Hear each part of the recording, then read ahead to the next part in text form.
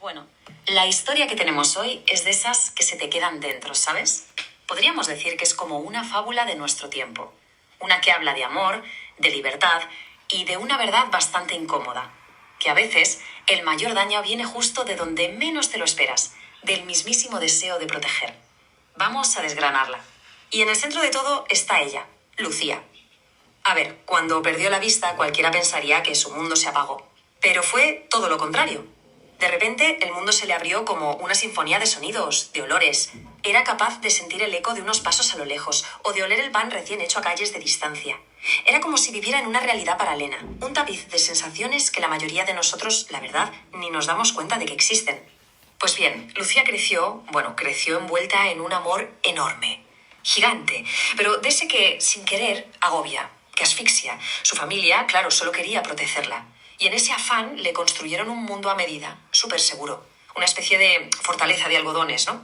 Lo que pasa es que nadie se dio cuenta de que esa fortaleza se estaba convirtiendo poco a poco en una jaula. Una jaula dorada, sí, pero una jaula al fin y al cabo. Y claro, en algún momento algo tiene que cambiar. Y ese momento llega cuando Lucía descubre que hay un grupo de apoyo. Un sitio donde se reúne gente ciega una vez a la semana. Para hablar, para compartir, para entenderse. La idea de conectar con gente que vivía su mismo mundo la llenó de una esperanza tremenda. Era por primera vez un grito de quiero hacer algo por mí misma. Sus padres al final aceptaron, eso sí, con una condición. Iría con un chofer que literalmente no la dejaría ni a sol ni a sombra. Y es justo ahí, en ese pequeño espacio de libertad vigilada, donde pasa algo que lo cambia todo. En una de esas reuniones, Lucía conoce a Daniel. Daniel también era ciego, pero su personalidad era pura luz. Tenía una voz que sonaba siempre alegre y una calma que, no sé, te contagiaba. Se notaba que era de esas personas que hacen sentir bien a los demás. Y poco a poco, pues, floreció el amor. Pero claro, un amor distinto. No se basaba en cómo se veían, obviamente, sino en algo muchísimo más profundo. Se fue construyendo en los paseos que daban juntos después de las reuniones, en las risas que compartían, en esos sueños que se contaban en voz baja, con total confianza.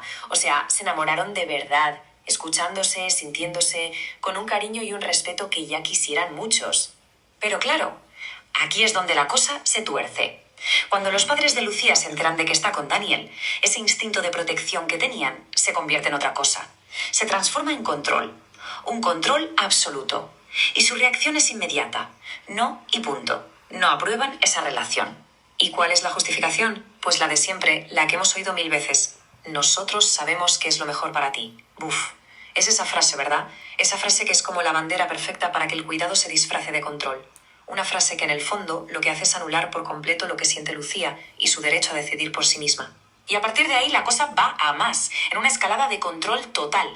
Primero, las órdenes al chofer. No la dejes sola, ni un segundo. Después empiezan a controlar sus horarios con lupa. Luego vienen los interrogatorios cada vez que llega a casa. Y finalmente, la solución final, la más drástica de todas. Se la llevan. Se mudan a otra ciudad para arrancarla de raíz de allí, pensando que con la distancia se olvidaría de Daniel. Claro, imaginen la situación. Sola en una ciudad nueva, lejos de todo su mundo y sobre todo lejos de Daniel. Lucía se hunde en una soledad tremenda. Y esa mezcla de aislamiento y de sentirse impotente, de no poder hacer nada, la deja en una situación de vulnerabilidad total. Y ya sabemos lo que pasa en esos casos, ¿no? Es el caldo de cultivo perfecto para tomar una malísima decisión. Y esa mala decisión tiene un nombre: Sergio. Lo conoce allí, en la nueva ciudad, a escondidas de sus padres, claro.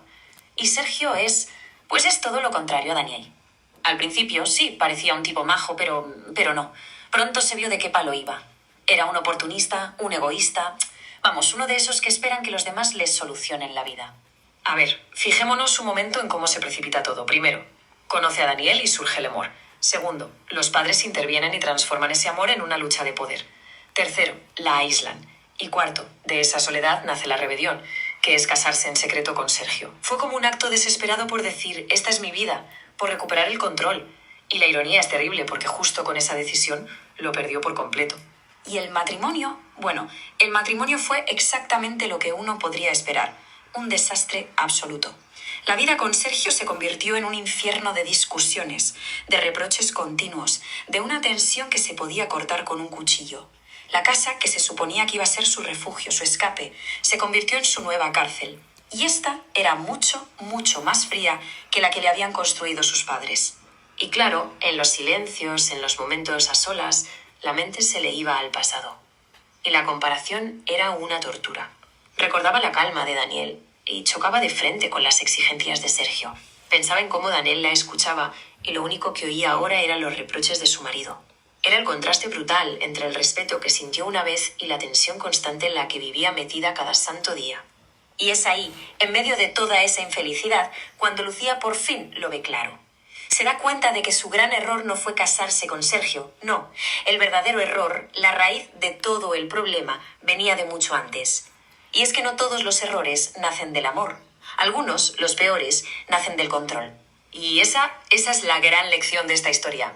Lucía se da cuenta de que si sus padres hubieran actuado de otra forma, si en lugar de controlar simplemente hubieran confiado en ella, si en lugar de imponer la hubieran guiado, todo, absolutamente todo, podría haber sido distinto.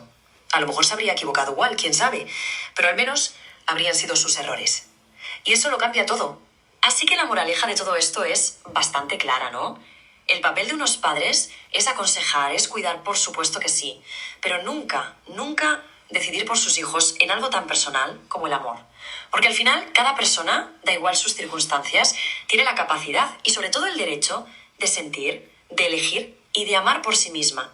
Y con esto llegamos al final, pero nos vamos con una pregunta que se queda ahí, en el aire. Porque la línea que separa el cuidar de verdad del controlar es finísima, a veces casi invisible. Y es una buena pregunta para hacerse, ¿no? ¿Dónde termina exactamente la guía y dónde empieza de verdad el control? Servicios en uso. Servicios, grabación del